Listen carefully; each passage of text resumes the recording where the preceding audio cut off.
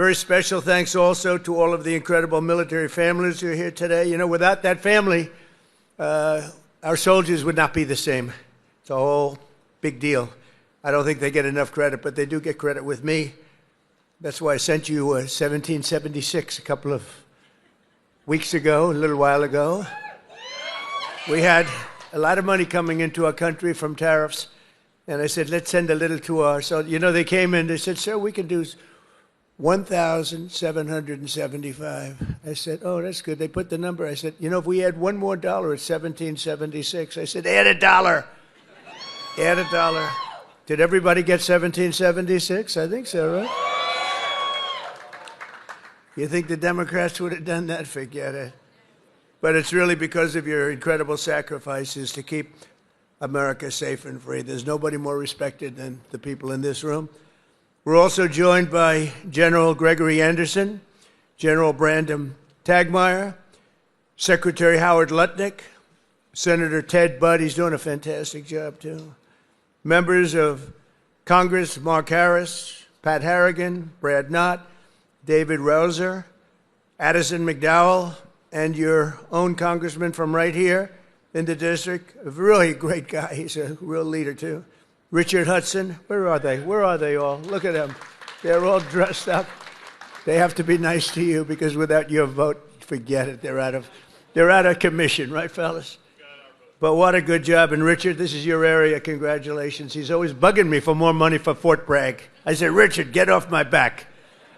And we're going to do that. You know, they're talking about a big compound, right? And we're going to get that done. We're going to get it done for you. Now, if the Democrats get in, it's not going to happen. I guarantee you that. But we're going to get that done. That's your number one priority, I think. Richard Hudson. So you have another man who is running for the Senate, who is phenomenal. The only thing is he's not as well known. He was behind the scenes. He was the head of my 3 campaigns. I won all 3 times here by a lot. It wasn't even close. And he was responsible, along with Laura Trump. Laura is fantastic. Born here and loves the area, but they work together. But Michael Whatley, if he's here, I don't know. Michael, will you come here for a second, please?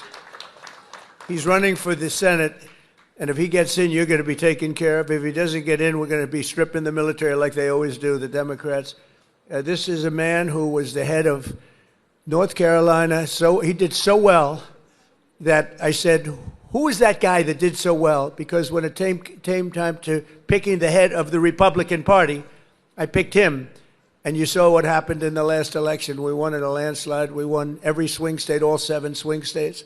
We won by millions of votes, the popular vote. You know, the first time I won, but they say I didn't win the popular vote. You know I did. I won it by a lot, but they say I didn't. So every time they'd introduce Donald Trump, who didn't win the popular vote, but he, you know, whatever. I said, I don't ever want that to happen again. But we did. We won everything. And this is a man that was in charge of this state. He did so well here. There was nobody else that I even considered to run the RNC. That's the whole country. And we had a big, big victory just recently that you know very well, a victory like they've never seen. So I'd just like you to say a couple of words, Michael. Congratulations. Thank you. Good to see you. In 2015, Donald Trump came down an escalator and said that he was going to make America great, that he was going to protect our country, that he was going to make sure that our men and women in uniform had what they needed to protect our interests and our allies around the world. And North Carolina stood up and said, that's our guy. And in his term in office and in this term in office, there has never been a president who has fought for Fort Bragg, who has fought for the men and women in uniform in North Carolina, as well as our veterans, more and harder and better than Donald J. Trump, our 45th and 47th President of the United States of America. I am thrilled that he has asked me to run for Senate in North Carolina and is giving me an opportunity to represent you and to fight for you and every other base that we have in this great state to protect our interests, to make sure that America and our allies are going to be protected. Because the highest, most important function for any government is to keep its communities and its citizens safe, and we have the best president right now to do that, and I am honored to be with him today. Thank you. Thank you, Michael. Thank you. Great to see you. And the word is he's doing really well. But when I heard they were taking the name Fort Bragg off, I said, no, they're kidding. They're not gonna do. They did. They took the name off. We got it back very quickly, but they took it off. And if we don't win the midterms, they'll take it off again. They'll take it off again. You can't let that happen. And this man is exceptional, I'll tell you right now. So with the help of everyone in this room, America is the strongest military on the face of the earth. We rebuilt it. We really did. We rebuilt it in my first term. We had a great first term. We had the best economy in history, but this is blowing it away. But we had a great economy in the first term. We did everything, but we really created a tremendous military. Now, some of it was given away, actually a lot, but small compared to what we did to Afghanistan. You remember that, where they left all the military equipment behind? We wouldn't have left anything. We would get out with dignity and strength, respect. We looked like we were running. We don't run from anybody. That was a Biden embarrassment. What a terrible president. But we came back and we already have rebuilt our military to stronger than it was even then. And we don't leave equipment behind. We don't leave jets behind. I said, why do you leave those jets behind? Sir, I thought it was cheaper to leave it behind. You know, $150 million plane. All they had to do is put a little jet fuel in there and fly it to wherever they want to fly it. These people were the worst.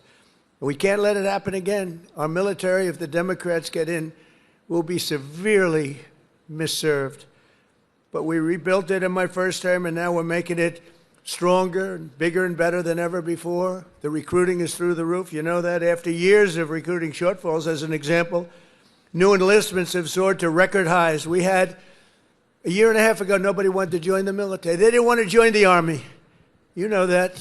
It was like terrible. They didn't want to join the Army, the Navy, the Air Force, the Marines, the Coast Guard, or my beloved, how about that, Space Force. Do we like Space Force? It's turning out to be very important. But they tried to end that, and actually the military refused to allow that to happen. But you couldn't get people to join. And as soon as we won the election, that election took place on November 5th. From November 5th on, it was like a miracle. Now we have waiting lists for every branch of the military, waiting lists of people to get in. In other words, your jobs are wanted by everybody. And isn't that a better feeling? I'm looking at the smiling faces. We've got a lot of smiling faces. You should be smiling. Last year, the Navy and Air Force and Space Force all surpassed their recruiting goals by 5 months early, and the numbers are through the roof. In fact, it'd be a very good time to expand. You know, it's a good time to expand. But the Army did even better than the others, and you shattered your annual recruitment by almost 5 months and lots of days. But more importantly, the number and the quality of recruit has never been higher. This year, the Army is beating its recruitment goal by 116%. And I'm very proud of that. I was very embarrassed for a period of years as I watched how badly this country was run, standing outside and hearing constantly that we couldn't get people to join our great forces. We ended the scourge of political correctness in our military. We renamed the Department of Defense to the Department of War. Think of it. We won World War I. We won everything. World War II.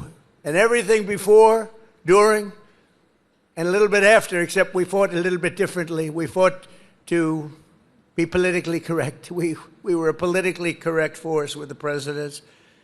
But now we have a real force, and you see that with what we did in Iran with the B-2 bombers. A lot of you were involved in that. And what we did recently in Venezuela, nobody ever saw anything like that happen. A Venezuelan general who was on the site, but he moved out fast enough that he lived, because most of them didn't. But he was on the site. He said, we were totally prepared. We saw the planes coming. We saw everything coming. You know, they're a good, strong force. And he said, we got hit like nobody's. They were hit from 17 different directions. They said, there's never been anything like that. It was over in like literally a minute. Everybody was running for the hills. And that's what we have. We have the strongest military in the world by far. We have the best equipment. We have the greatest people, soldiers. We brought back merit as the sole consideration for advancement and promotion in our military. We won the Supreme Court case, shockingly in that case. It took courage to come up with that decision. It's based on merit. Now you want to get into a college, it's based on merit. It's not based on anything else. You want to get into the military, you got to have a little muscle. You got to be strong, like these people here.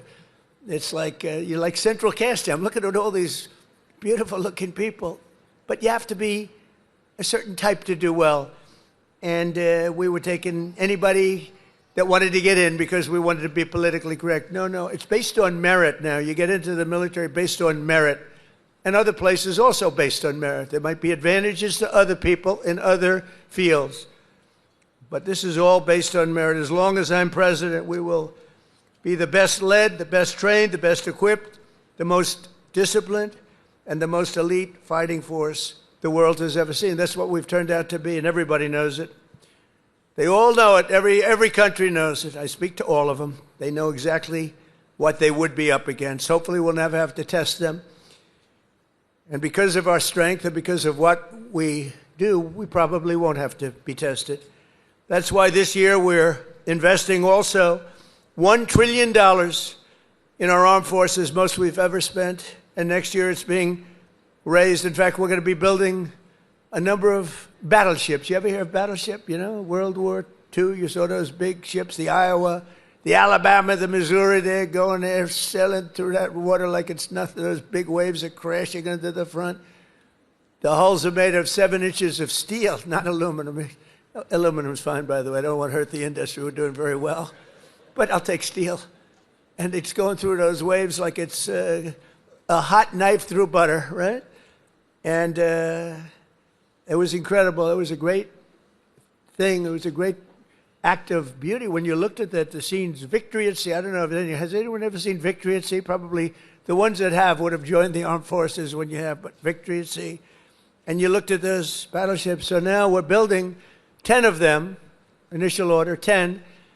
And I said, what about reinstating the old ships? We have some of them in dry dock. Some of them are museums right now, like the Iowas and Rancho Palos Verdes in California. You have a couple of them, and they're still very powerful looking to me. So I said, what about bringing them back? They said, sir, it would be no good. Why do you say that? The new battleship that we have, which I've seen and helped design, I put a little more spirit in the hull, a little more, give me a little bit more hull. I want that ship to look gorgeous, you know. Forget about stealth. They say, oh, it's stealth. They design ugly equipment for stealth. Well, we're designing great-looking equipment, also stealth.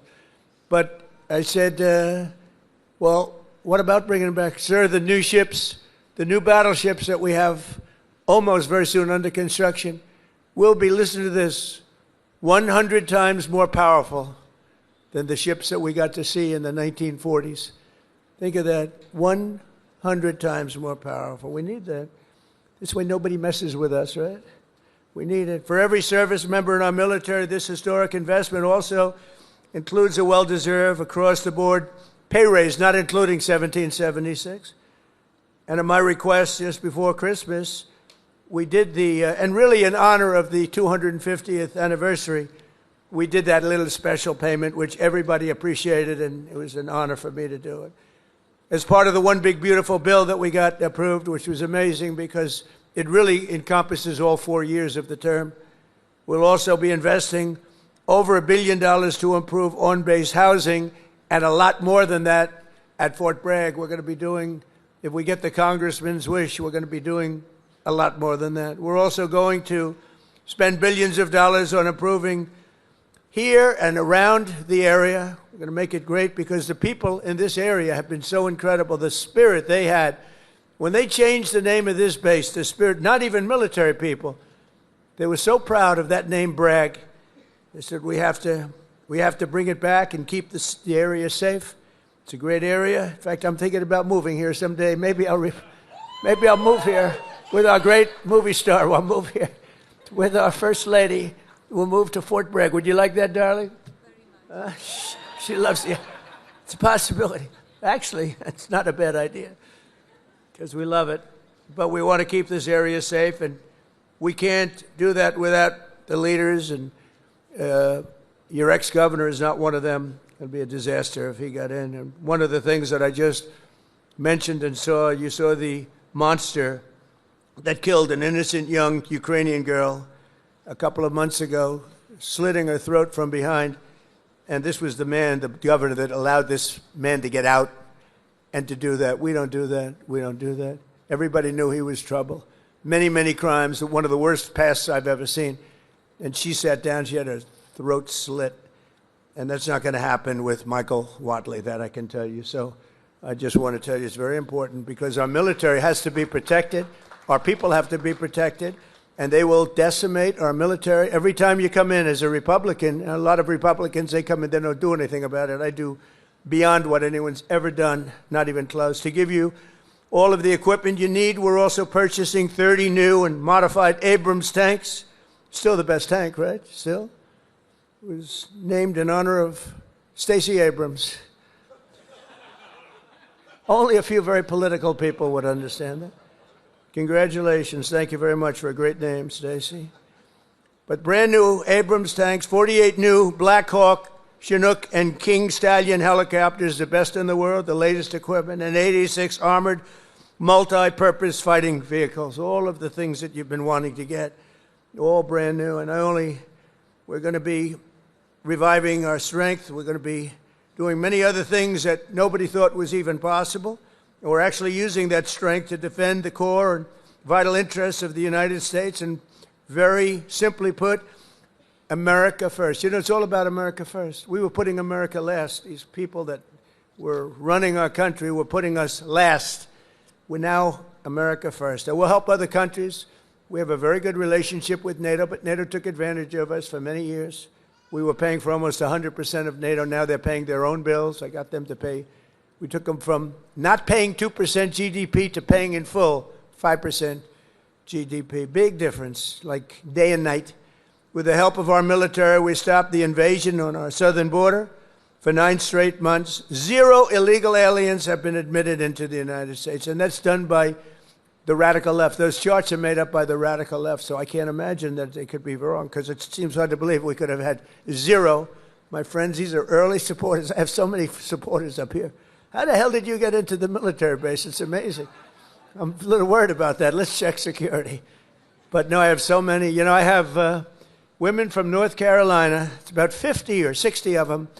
And they followed me all over the place. Where are they? Here? They got to be here. Oh, yeah, there they are. They're great. Oh, there they are.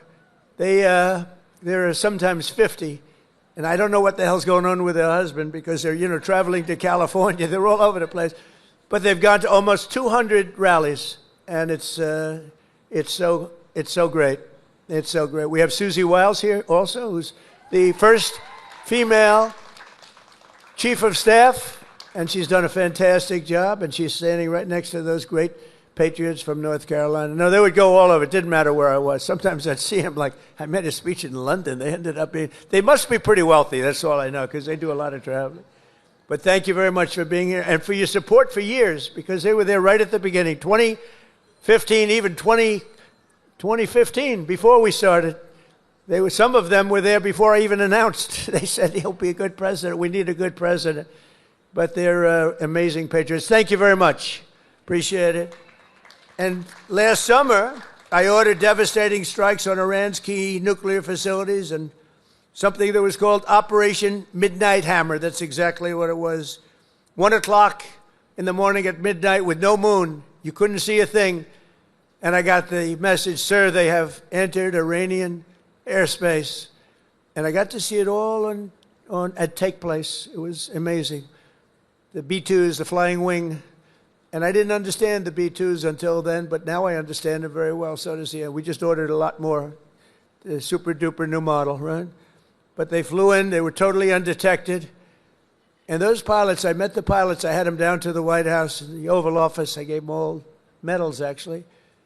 And I said, did you really like doing this stuff? You know, they're flying into very hostile territory. And they said, sir, we couldn't wait. In fact, they wanted to wait. You saw what was happening. People wanted to wait. And the pilots and their commander called me and said, "Sir, we're ready to go. Don't worry about that. That weather's nothing. We want to go, sir. We want to go." Now, if it were me, I'd say, "Take it easy. Let's relax." But, you people have a lot of courage. Amazing, amazing. So we gave them medals. But that was Operation Midnight Hammer, achieving total obliteration of the Iran nuclear potential capability, totally obliterated. And think every single one of those 100,000-pound bombs hit its target, which happens to be an air shaft that goes directly into the facility. I don't think they'll be building air shafts anymore. That's not a good concept. They wanted to get a little air. They wanted to get a little fresh air. It didn't work out too well. No other country on earth could have done what we did. No other country has the weapons. No other country has the skill. No other country has the guts. And no other country has the extraordinary warriors that we have. We have the best warriors in the world. Because you can have the greatest equipment, but if you don't have the warriors, the equipment doesn't mean much. Last month, we proved this truth once again when some of our greatest soldiers, right here, to ever live, frankly, successfully captured the outlaw dictator of Venezuela, Nicolas Maduro, and brought him back to face American justice, where he's now, right now, waiting.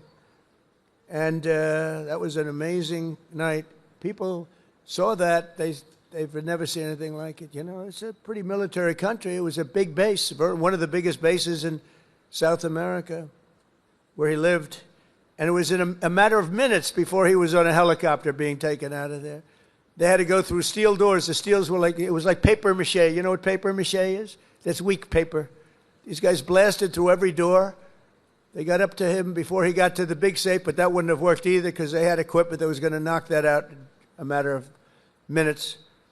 But he never got there. It went so fast.